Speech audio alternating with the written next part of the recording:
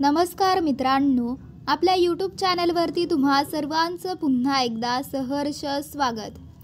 पवनचक्की कंपनीला 2 कोटी रुपयांची खंडणी मागितल्याचा गुन्हा दाखल झाल्यानंतर राष्ट्रवादीचे नेते आणि राज्याचे कॅबिनेट मंत्री धनंजय मुंडे यांचा निकटवर्तीय वाल्मिक कराड हा सध्या फरार आहे। केज तालुक्यातील मस्साजोगचे सरपंच संतोष देशमुख हत्या प्रकरणातही वाल्मिक कराड यांचा सहभाग असल्याचा आरोप होत आहे। या पार्श्वभूमीवर कराड यांच्या अटकेसाठी तपास यंत्रणा सर्वच स्तरातून दबाव असून त्यांच्या अटकेसाठी सीआयडीची विविध पथके प्रयत्नशील आहेत।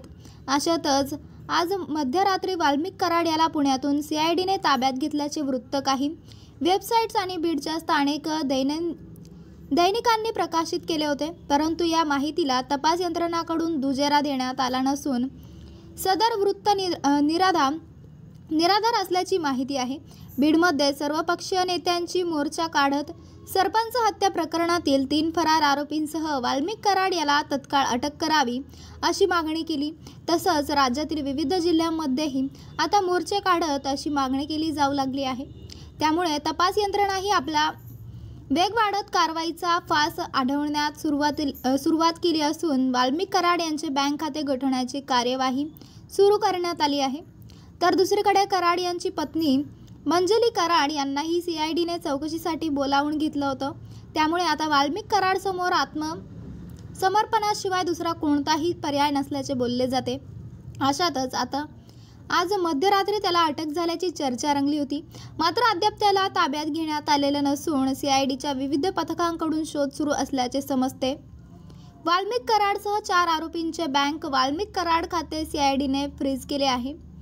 त्यांच्या शोधासाठी सीआयडीने 9 पथके देशभरात तपास करत आहेत। मस्साजोगचे सरपंच संतोष देशमुख हत्येसह 2 कोटी रुपयांची खंडणी मागितल्या प्रकरणी मंत्री धनंजय मुंडे यांचा निकटवर्तीय वाल्मिक कराड यांच्यावरती गुन्हा दाखल झाला आहे। कराडला अटक करून मुंडे यांना मंत्रिमंडळातून हकला अशी मागणी शनिवारी मोर्चातून काढण्यात आली होती। त्यानंतर सीआयडीने तपासाची गती आणखी वाढवल्याचे दिसत आहे। सुदर्शन घुले, कृष्णा आंधळे, सुधीर सांगळे आणि वाल्मिक कराड या 4 आरोपींचे बँक खाते गोठवण्यात आले आहे। सीआयडीच्या 9 पथकाकडून देशभरात त्यांचा शोध सुरू आहे।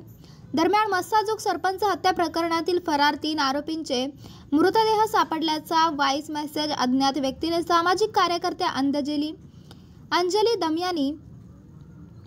दमानिया यांना पाठविला होता। त्यांची माध्यमांना ही माहिती दिल्याने ही खळबळ उडाली आहे। त्यानंतर बीड पोलिसांनी याचा तपास केला असता संबंधिताने दारूच्या नशेत हे कृत्य असल्याचे समोर आले आहे। तर दमानिया यांनाही या संदर्भात बीड पोलिसांनी नोटीस बजावली आहे।